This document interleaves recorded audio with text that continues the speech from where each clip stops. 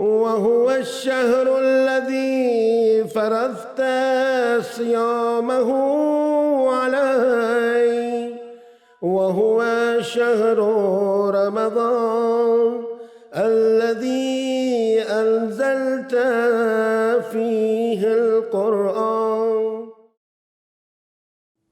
اعوذ باللہ من الشیطان الرجیم. بسم اللہ الرحمن الرحیم. اللہم صلی علی محمد و آل محمد. گزشتہ مسئلے کے اندر ہم نے آپ کو بتایا تھا کہ جب آپ روزے کی نیت کرتے ہیں تو اس وقت ضروری نہیں ہے کہ آپ کو یہ پتا ہو کہ روزہ کن کن چیزوں سے باطل ہوتا ہے.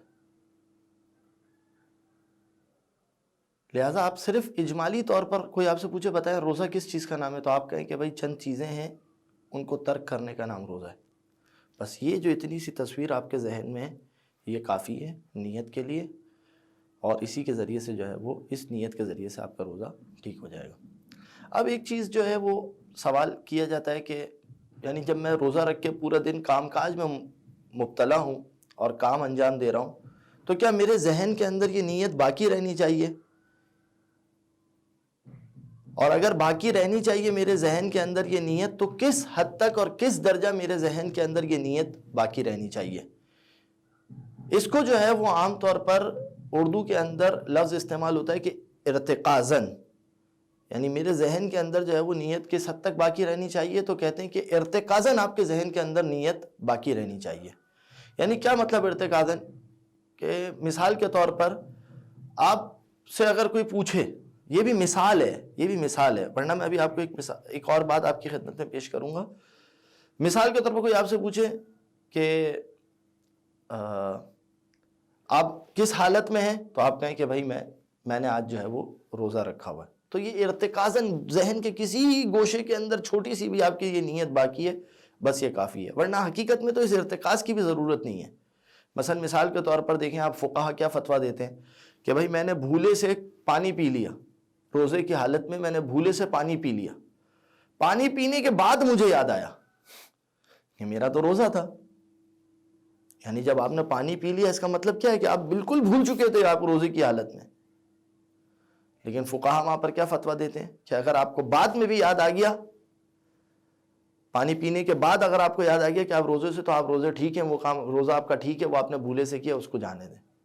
تو اب آپ خود اس سے اندازہ لگائیں کہ بالکل ایک ذہن کے کسی کونے کے اندر جو ہے وہ آپ کے پاس یہ ارتکاز موجود ہے کہ میں روزے سے ہوں، بس یہ کافی ہے. لہذا اس کا ایک جو ہے وہ فائدہ کہاں پر ظاہر ہوگا؟ وہ یہ کہ فرض کیجئے کہ کوئی شخص سحری کرتا ہے اور نماز فجر بھی پڑھے بغیر جو ہے وہ سو جاتا ہے اس نیت سے کہ کل میرا روزہ ہے، اور سو جاتا ہے، اور نماز مغرب کی اذان کے بعد اٹھتا ہے.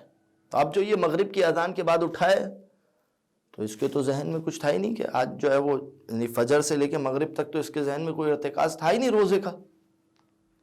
اس کے ذہن کے اندر تو ذرا بھی سوچ نہیں تھی کہ میں جو ہے وہ روزے سے ہوں، یہ تو سوتا رہا پورا دن. تو اس کا روزہ ٹھیک ہے، ہاں صحت کے اعتبار سے، شرعی اعتبار سے اس کا روزہ بھی ٹھیک ہے، اور جو ہے وہ اس کا واجب جو ہے وہ انجام پا گیا. لیکن یہ دیکھیں یہ ایک الگ بات ہے کہ رمضان ہمیں کس طرح سے گزارنا چاہیے. کیا واقعاً اس طریقے سے رمضان گزارنا، یہ شہر رمضان، یہ ماہ رمضان کی اہمیت ہے؟ یہ ایک اپنی جگہ پر سوال ہے کہ انسان جو ہے وہ دن بھر سوتا رہے اور رات بھر جو ہے وہ تفریحوں میں مبتلا رہے. کیا ماہ رمضان اسی چیز کا نام ہے؟ یہ الگ بات ہے. لیکن شرعی اعتبار سے، فقہی اعتبار سے اس شخص کا بھی روزہ ٹھیک ہے کہ جو فجر سے بھی پہلے سو گیا اور مغرب تک جو ہے وہ اذان مغرب کے بعد بیدار ہوا، مگر یہ کہ نیت کر کے سویا تھا، تو اس کا بھی روزہ جو ہے وہ اس اعتبار سے ٹھیک ہے. لہذا نتیجہ کیا نکلا کہ آپ نے نیت کی ہے تو اس کے بعد آپ کے ذہن کے کسی گوشے کے اندر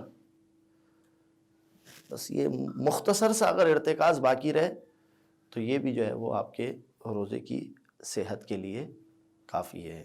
وآخر الدعوانا ان الحمد للہ رب العالمین.